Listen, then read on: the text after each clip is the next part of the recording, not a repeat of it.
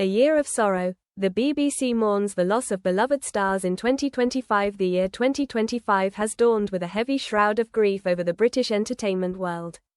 In just a few months, the BBC and its devoted audiences have been shaken by a string of devastating losses. Cherished actors, broadcasters, and entertainers whose legacies helped shape the cultural soul of the nation have passed away, leaving behind silence where once there was laughter, wit, and wisdom. On March 17, hearts across Europe broke with the announcement that Emily de Quenne, the luminous Belgian actress best known for her haunting role in the BBC hit The Missing, had lost her battle with a rare form of cancer. She was just 43. Diagnosed only 2 years prior, Emily faced her illness with quiet courage and dignity. Her death is a cruel reminder of how even the brightest stars can be extinguished far too soon. She now joins a growing constellation of fallen talent whose absence is deeply felt. The quick wit of Tony Slattery silenced the new year had barely begun when tragedy struck. On January 14, beloved comedian and improvisational genius Tony Slattery died at the age of 65.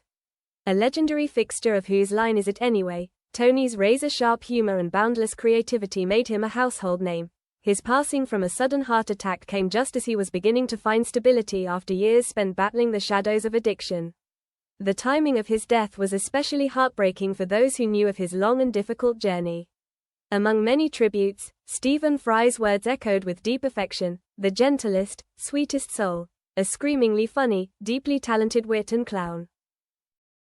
A voice of the North now silent, Peter Grant. On January 20, the airwaves lost a familiar and comforting voice.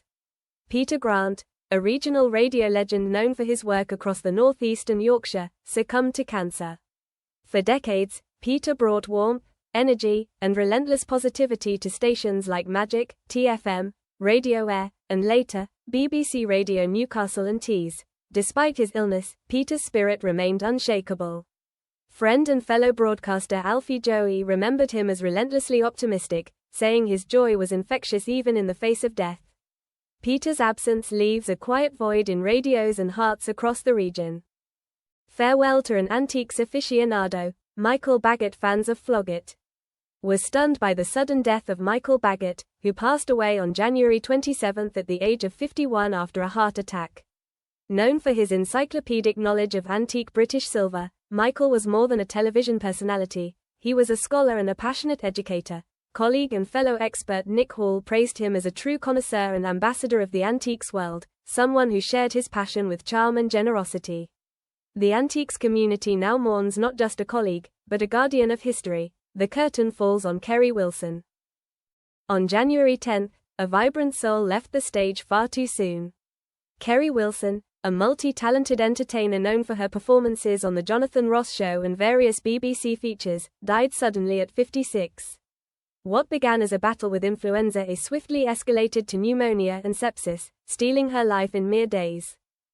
Known locally in Stoke-on-Trent for her dazzling pantomime performances, spot-on impressions, and joyful singing, Kerry was the heartbeat of many community stages. Her mother, Linda, recalled her daughter's boundless energy and warmth. She made everybody smile. When her life support was turned off, her family stood by her side, shattered. The grief was unreal, her mother whispered. A quiz icon bows out, Chris Hughes. On February 27, the quizzing world bid farewell to a titan. Chris Hughes, the brain behind Eggheads, passed away at 77. A colossus of knowledge, Chris's mind was razor-sharp, having claimed titles such as Brain of Britain, Mastermind, and International Mastermind. Since Eggheads began in 2003, Chris was its heart, a calm, intelligent presence who brought prestige and poise to every episode. His loss was met with an outpouring of sorrow. Robert Dean, the show's producer, wrote, he considered everyone on the production team part of his family. I'll miss him tremendously. As the year continues to unfold, the BBC finds itself mourning a generation of brilliance, icons who brought light, laughter, knowledge, and comfort to millions. They are gone, but their echoes endure. In our hearts, on our screens, and through the memories they helped create, their stories live on.